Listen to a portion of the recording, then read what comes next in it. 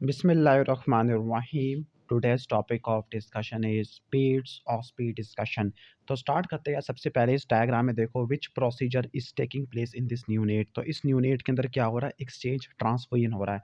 तो जो exchange transfer है किस कंडीशंस के अंदर परफॉर्म करते हैं, तो इसके जो इंडिकेशंस हैं हम इसको दो में डिवाइड कर देते हैं, at the time of birth और दूसरा आ जाएगा फर्स्ट वीक के अंदर। जो at the time of birth है, जो आपका ABO इनकम्पैटिबिलिटी, RH इनकम्पैटिबिलिटी होती है।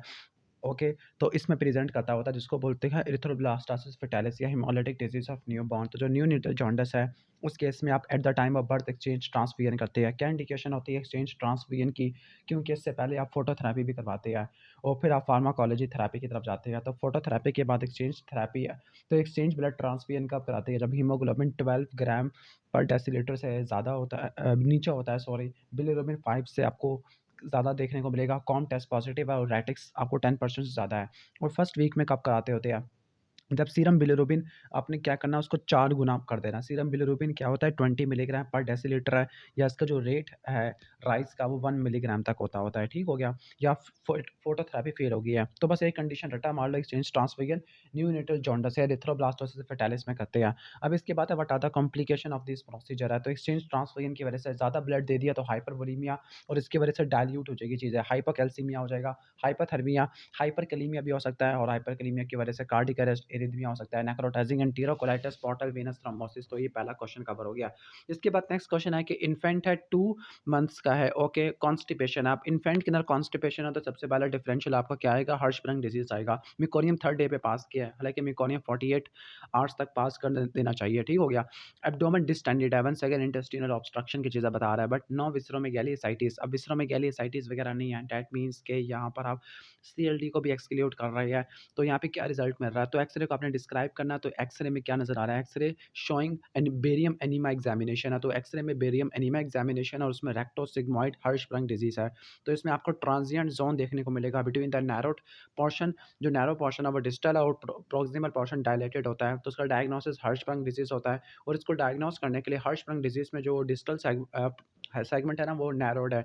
तो आपने इनोरेक्टल मैनोमेट्री करानी है और रेक्टल बायोप्सी लेनी है, जिसमें न्यूरॉन्स को देखती है, कम तो नहीं हो गए। इसके बाद नेक्स्ट है 6 year old, okay, known case of tetralogy of Fallot. Tetralogy of Fallot है, बच्चा 6 साल का है, 2 साल से ऊपर का है। तो जो कॉम्प्लिकेशन होती है वो कौन सी होती है, ब्रेन एब्सेस होती है। और ब्रेन एब्सेस के फीचर लिखे हुए हैं, फीवर, वॉमिटिंग और फिट्स है, ठीक हो गया? तो आपने सिटी स्कैन को डिस्क्राइब करना। तो ये सिटी ब्रेन है जिसके अंदर आपको रिंग इन्हांसिंग लेन देखने को मिल रही है, किस साइड पर, राइट फ्रंटल रीजन के अंदर, okay, with a mid line shift है, मिड लाइन शिफ्ट भी आपको देखने को मिल रहा है। तो डायग्नोसिस आपका ब्रेन एब्सेस है, उसको ठीक करने के लिए एंटीबायोटिक थेरेपी देते होती है 4 से लेकर 6 हफ्तों तक, ओके, ठीक हो गया? एंटीबायोटिक थेरेपी देते होते हैं। अब एंटीबायोटिक थेरेपी में कौन-कौन सी आती है, एम्पिसिलिन या सल्बैक्टम दे सकते हैं, या 3rd जनरेशन सेफ्लोस्पोरिन या मेट्रोनिडाज़ोल इस्तेमाल कर सकते हैं, या मीरोपेनिम का इंजेक्शन कर सकते हैं। तो आपने 2 चीज़ें रट्टा मारनी है ब्रेन एब्सेस के अंदर, एंटीबायोटिक 4 टू 6 वीक्स, और सर्जरी आपने देनी है। इसके बाद अब इस पेडिग्री की तरफ आ जाते हैं। अब इस पेडिग्री में जो डब्बे है, जो स्क्वायर है वो मेल्स को शो कर रहा है, और जो ब्लैक है वो अफेक्टेड मेल्स है, जो फीमेल को कुछ भी नहीं है। अगर पहले आपने काउंट करना होता है मेल और फीमेल जो अफेक्टेड है, तो यहाँ पर काउंट आपका बराबर नहीं है। दूसरा, जब बराबर नहीं है तो ऑटोसोमल तो निकल गया, एक्सीलेंट हो सकता है। अगर मेल ज़्यादा है तो आपने जाना है एक्सीलेंट रिसेसिव के अंदर। अगर फीमेल ज़्यादा होती है, जो अफेक्टेड होती है डिजीज़ वाली, अगर फीमेल ज़्यादा है तो उसमें क्या होगा, एक्सीलेंट डोमिनेंट आ जाएगा, ठीक है? तो ये क्या है, एक्सीलेंट रिसेसिव। एक्सीलेंट रिसेसिव के अंदर क्या होता है, अब इसके अंदर क्या-क्या चीज़ें हैं, इसमें आपको स्किप जनरेशन आपको देखने को मिलती है। नंबर 2, जो डॉटर्स होती है अफेक्टेड मेल की, वो कैरियर्स होती है, और सन अफेक्टेड नहीं होते, किसके, अफेक्टेड मेल के, ठीक हो गया? तो अफेक्टेड मेल के डॉटर कैरियर, लेकिन सन्स इसके नॉट अफेक्टेड, ठीक हो गया? और सिर्फ मेल्स में इन्वॉल्व होता है। इसके एग्जांपल में haemophilia A, haemophilia B, glucose 6 phosphate dehydrogenase deficiency, Duchenne muscular dystrophy, colour blindness दे सकते हैं। इसके बाद है कि 1.5 साल का बच्चा है, ओके, अपने सिबलिंग के साथ खेलता हुआ, अब यहाँ पे कीवर्ड है सिबलिंग के साथ खेलता हुआ। छोटे बच्चे तो खिलौने-खिलौने खेलते होते हैं, तो अचानक उसको सीवियर रिस्पिरेटरी डिस्ट्रेस हुआ। अब सीवियर रिस्पिरेटरी डिस्ट्रेस से आपके ज़हन में आता है कि कोई निमोनिया है, लेकिन यहाँ पे कोई फीवर नहीं है और अचानक डेवलप हुआ है। साइनोसिस हो गया है, चेस्ट की रिसेशन है, ओके, तो आपको डिफरेंशियल क्या आएगा, तो डिफरेंशियल आएगा फॉरेन बॉडी एस्पिरेशन आ जाएगा, ठीक हो गया? तो चेस्ट एक्स-रे को आपने डिस्क्राइब करना है। तो ये क्या है, ये आपने पहले बताना है कि कौन-सा व्यू है, पीए व्यू है या एपी व्यू है। तो ये एपी व्यू है, तो एपी रेडियोग्राफ है शोइंग द हाइपर इन्फ्लेशन। अगर आप यहाँ पे देखो राइट लंग की हाइपर इन्फ्लेशन है और जो इसी का हेमी डायफ्राम है वो कुछ ज़्यादा नीचे आ गया है, ठीक हो गया। नॉर्मली लेफ्ट वाला नीचे नहीं आता होता लेकिन अब यहाँ पे नीचे आ गया है, क्लियर? तो इसका डायग्नोसिस फॉरेन बॉडी एस्पिरेशन है, उसको ठीक करने के लिए क्या करना होता है? जीए देके आपने ब्रोंकोस्कोपी परफॉर्म करनी है, ठीक हो गया। ओके, और आपने प्रिपेयर करना होता है हाइड्रेशन से और एम्प्टिंग ऑफ स्टोमच से, ठीक हो गया।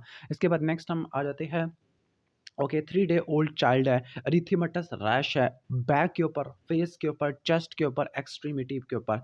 और अगर आप देखो ये एरिथेमेटस है, रेड है रैश और इनके सेंटर में पैप्यूल है, ब्लैंचेबल है और 2 से लेकर 3 मिलीमीटर इन साइज़ है, बाकी और कुछ भी मसला नहीं है। तो डायग्नोसिस का क्या होगा, एरिथेमा टॉक्सी कम होगा, ठीक हो गया। ब्लैंचेबल रैशेज़ है तो उसका मैनेजमेंट क्या होता है, ये जो रैशेज़ होती है खुद ब खुद ठीक हो जाती है 5 से लेकर 7 दिन में और कोई ट्रीटमेंट की ज़रूरत नहीं होती है, कंज़र्वेटिव है। अगर आपके पीड्स की ऑस्पी है और आपको रिस्ट का रेडियो अगर आप दिखाया हुआ है और आपने डायग्नोसिस पूछा हुआ है और आपको नज़र आ रहा है कि जो बोन्स की डेंसिटी है वो कम हुई हुई है, तो आपका डायग्नोसिस क्या होगा, रिकेट्स होगा। तो रिकेट्स में क्या फाइंडिंग आपको देखने को मिल रही है, तो एक्स-रे रिस्ट के अंदर क्या है, कपिंग, फ्रेइंग और फ्लेयरिंग है। कपिंग, फ्रेइंग और फ्लेयरिंग है, किसके, रेडियस और अल्ना के डिस्टल एंड्स की होती है। और इसके अलावा अगर आप एपिफिसिस और डायाफिसिस की डिमांड डिस्टेंस को देखो, वो भी एलिवेटेड आपको देखने को मिल रहा है। बोन की डेंसिटी कम है तो रिकेट्स में होता है, रिकेट्स को ठीक कैसे करेंगे, विटामिन डी3 का इंजेक्शन देके। 3 लाख से लेकर 6 लाख इंटरनेशनल यूनिट है और 400 यूनिट इंटरनेशनल विटामिन डी देंगे मेंटेनेंस के ऊपर। पहले तो इंजेक्शन दिया, फिर मेंटेनेंस डोज़ है और कैल्शियम फॉस्फेट की सप्लीमेंटेशन आ जाती है। Okay, what is this procedure show? तो ये प्रोसीजर छोटी सी बारीक सी नीडल है, तो ये क्या शो कर रही है, बोन मैरो एस्पिरेशन बायोप्सी, ठीक हो गया, बोन मैरो बायोप्सी कह लो। तो ये किस चीज़ के लिए इंडिकेट करती होती है, तो आप ल्यूकेमिया, लिम्फोमा या पैनसाइटोपिनिया को डायग्नोस करने के लिए, एनीमिया को डायग्नोस करने के लिए इस्तेमाल करते हैं। और उसकी कॉन्ट्राइंडिकेशन क्या है, अगर कोई भी आपने प्रोसीजर परफॉर्म कराना है, कोई ब्लीडिंग डिसऑर्डर या सॉफ्ट या स्किन का सॉफ्ट टिश्यू इन्फेक्शन, तो आपने ये परफॉर्म नहीं कराना होता। What is this? This is the peak expiratory flowmeter, जिसमें एक्सपायरेशन करते होते हैं। तो इसकी इंडिकेशन क्या है, तो ये आप किसमें करते होते हैं, ये अस्थमा की सिविरिटी को चेक करने के लिए इस्तेमाल करते हैं। प्रिडिक्टेड या पर्सनल बेस्ट टेस्ट है। कैसे इंटरप्रेट करेंगे, तो आपने रट्टा मार लेना है, ओके।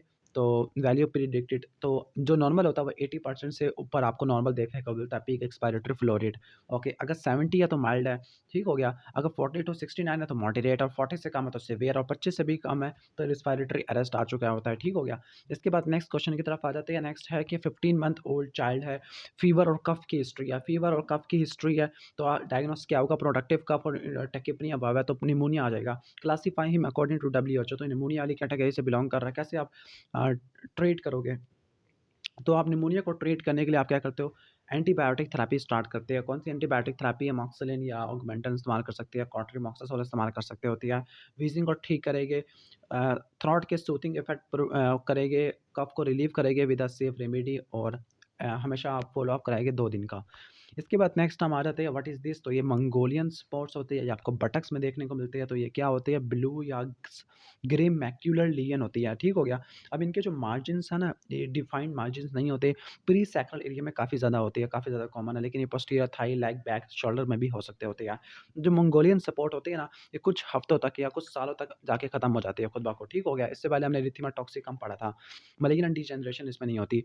What is this? तो अगर आप यहाँ पे देखो, उन्होंने एक एंजियोटियो पास की हुई है, उसकी कॉइलिंग हुई हुई है, रिस्पिरेटरी डिस्ट्रेस है और एक्सेसिव ओरल सिक्रेशन है। What is the diagnosis? तो डायग्नोसिस क्या होगा, एसोफेजियल इल्ट्रेसिया होगा, ठीक हो गया, क्योंकि एसोफेगस में ट्यूब पास किया, वो कॉइल होके आ गया। तो एक्स-रे को डिस्क्राइब करना, तो चेस्ट एक्स-रे है और एक्स-रे चेस्ट पीए व्यू है showing the coiling of nasogastric tube in the oesophagus with radio contrast material. तो ये ट्रैकोएसोफेगल फिस्टुला में होता है और इसकी जो एसोसिएशन है वो वेटर, वेक्ट्रल और चार्ज सिंड्रोम के साथ होती है, ट्रैकोएसोफेगल फिस्टुला के साथ। ओके, इसके बाद नेक्स्ट है कि 2 साल का बच्चा है, हिस्ट्री है लो ग्रेड फ़ीवर की, फ्लू की और कफ़ की और स्ट्रेटर भी है। अगर आप यहाँ पे देखो, यहाँ पे आपको जो साइन देखने को मिल रहा है वो है पेंसिल टिप साइन है।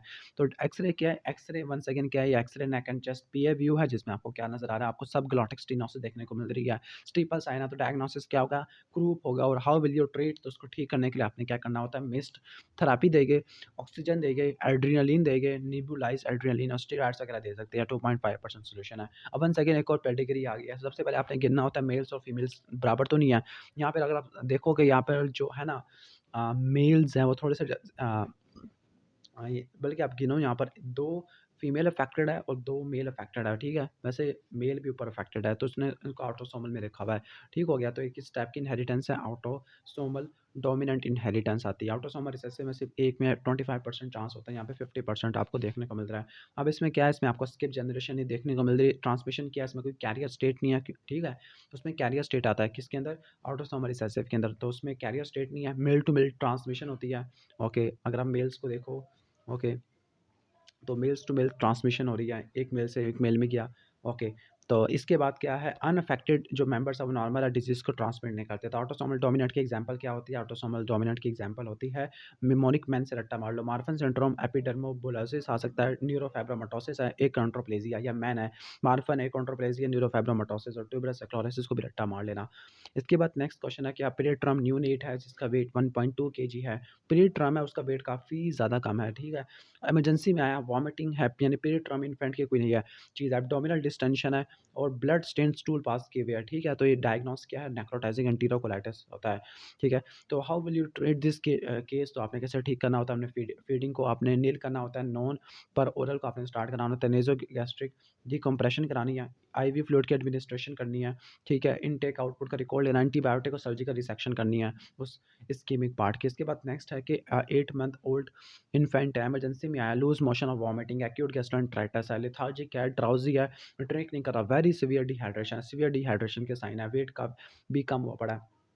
भाई चलो ठीक है, तो ग्रेड क्या है इसका? सीवियर डिहाइड्रेशन एक होती है नो, एक होती है माइल्ड और एक होती है सीवियर डिहाइड्रेशन। तो आपने प्लान सी करना होता है, प्लान सी में आपने 2 तरह की थेरेपी है, 3 तरह की थेरेपी है, डेफिसिट, कॉन्करेंट लॉस और मेंटेनेंस थेरेपी। डेफिसिट थेरेपी के अंदर आपने 100 ml पर केजी आपने देना होता है, सेलाइन या रिंगर लैक्टेट। सबसे पहले आपने क्या करना होता है, आपने पहले 100 ml है तो आपने क्या करना है, 200 ml आपने देना है 1 घंटे में और फिर 490 ml देना होता है 5 आवर्स के अंदर। कॉन्करेंट लॉस को करने के लिए 5% डेक्सट्रोज या हाफ सेलाइन हम दे सकते हैं। मेंटेनेंस थेरेपी के अंदर 5% डेक्सट्रोज, हाफ सेलाइन हम देंगे 100 ml पर केजी पर डे। और अगर बच्चा ड्रिंक कर रहा तो मेंटेनेंस थेरेपी ओआरएस से दे देंगे। इसके बाद नेक्स्ट है कि वेट नहीं बढ़ रहा, failure to thrive, swelling of feet, abdominal distension है। 3 बच्चे हैं जिनकी एज है, पुअर सोशियो इकोनॉमिक स्टेटस है, वीनिंग नहीं हुई तो डायग्नोस किया कवाशी यॉर्कर है। तो रिस्क फैक्टर क्या होते हैं इसकी? पॉवर्टी हो सकता है, reduce spacing in child birth, ऊपर आप देख सकते हो ऊपर इस कंडीशन में वैक्सीनेशन नहीं हुई, इनएडिक्वेट वीनिंग है, नो ब्रेस्ट फीडिंग है। इसके अलावा how will you classify him according to the Gomez classification? तो अगर आप इसको देखोगे, ओके, तो गोमेस क्लासिफिकेशन के मुताबिक इसका इस सेकंड डिग्री वाली कैटेगरी से बिलोंग करता है। इसके बाद नेक्स्ट है कि अनवैक्सीनेटेड चिल्ड्रन। अनवैक्सीनेटेड का मतलब है कोई ऐसी डिजीज़ है जो ईपीआई के अंदर आ रही है, फीवर है, स्वेलिंग ऑन फेस है, तो मम्स की टिपिकल हिस्ट्री आपको देखने को मिल रही है, पैरोटाइटिस है। तो डिफरेंशियल डायग्नोसिस में आपको सर्वाइकल लिम्फेडिनाइटिस और सुपरलेटिव पैरोटाइटिस आ जाएगा। 4 कॉम्प्लिकेशन क्या होती है? मेनिंजाइटिस हो सकता है, मेनिनजाइनकेफेलाइटिस हो सकता है, ऑर्काइटिस हो सकता है, पेनक्रेटाइटिस हो सकता है, मायोकार्डाइटिस, आर्थराइटिस हो सकता है। इसके बाद नेक्स्ट हम क्वेश्चन की तरफ चलते हैं, जहाँ पर आप देखो एक इंड्यूरेशन को मेजर कर रहेगा, तो ये ट्यूबरकुलिन टेस्ट या फिर हम इसको मान टेस्ट भी कहते हैं। अब इसकी इंटरप्रिटेशन क्या होती है? आफ्टर 48 टू 72 आ रहा है, अगर इंड्यूरेशन 5 से कम है तो नेगेटिव है, 5 से लेकर 10 है तो डाउटफुल, और 10 से ज़्यादा है तो फिर ये टेस्ट पॉजिटिव आता है, ठीक हो गया? और अगर 15, अगर जिसमें ऐसे एरियाज जिनमें लो प्रीवैलेंस है तो वहाँ पे ये पॉजिटिव आ जाएगा। अब इसके 4 कंडीशन जिसमें टेस्ट फॉल्स नेगेटिव आता है, फॉल्स नेगेटिव मतलब टेस्ट नेगेटिव आ गया, हालांकि पेशेंट को प्रीवियसली ट्यूबरकुलोसिस का कॉन्टैक्ट था, तो इसमें फॉल्टी टेक्निक है या मैल न्यूट्रिशन सीवियर है या फिर मिलियरी ट्यूबरकुलोसिस है, टीबी का कॉन्टैक्ट है, ओके, या फिर स्टेरॉइड थेरेपी में आपको देखने को मिलता होता है। इसके बाद व्हाट इज़ दिस? तो ये क्या है? मेनिंजोमाइलोसिल है, तो इसका रिकरेंस रेट क्या होता है? 2 से लेकर 4% होता है। How can this condition be prevented? तो ये 4 मिलीग्राम फॉलिक एसिड डेली आप दे सकते हो, beginning from 1 month before the plan of conception, ठीक हो गया? इसके बाद नेक्स्ट है कि हाई ग्रेड फीवर है, जनरलाइज ब्लैंचेबल रैश है, ब्लैंचेबल रैश है, पट्ठों में दर्द हो रहा है, बैक एक है, एंटीबायोटिक दी गई है, सब कोई फ़ायदा नहीं हो रहा, तो हाई ग्रेड फीवर, रैशेस हुए हुए है, माइल्जिया, तो ये क्या होगा? डेंगू हेमरेजिक फीवर है। कॉम्प्लिकेशन क्या हो सकती है? हेमरेज हो सकता है, फिब्राइल कन्वल्जन हो सकती है, शॉक हो सकता है और कार्डिक फेलियर हो सकता है, ठीक है? How will you prevent this? कि तो आपने प्रिवेंशन क्या करनी है? आपने क्या करना है कि एडीज से, जपटाइज से ब्रीडिंग प्लेसेस को क्लियर कर देना है, स्टैग्नेंट वाटर को आपने रिमूव कर देना है, इंसेक्टिसाइड यूज़ करनी है, मॉस्किटो रिपेलेंट और फुल क्लॉथिंग करनी है आपने। इसके बाद नेक्स्ट है कि जनरलाइज बॉडी स्वेलिंग है फॉर 1 मंथ है, ओके, पिटिंग एडिमा है, स्पिटिंग एडीमा, और अगर आप आगे देखो जॉन्डिस नहीं है, दैट मीन्स कि लीवर की वजह से एडीमा नहीं है। नो विसरोमेगाली, लो लिम्फेडिनोपैथी, ये कोई किडनी की वजह से शायद ना हो जाए। तो नेफ्रोटिक सिंड्रोम यहाँ पे दिया हुआ है, ठीक है। तो नेफ्रोटिक सिंड्रोम है, प्रोटीनूरिया काफ़ी ज़्यादा देखने को मिल रहा है। तो कौन सी इन्वेस्टिगेशन कराओगे? तो सीरम एल्ब्यूमिन कराओगे।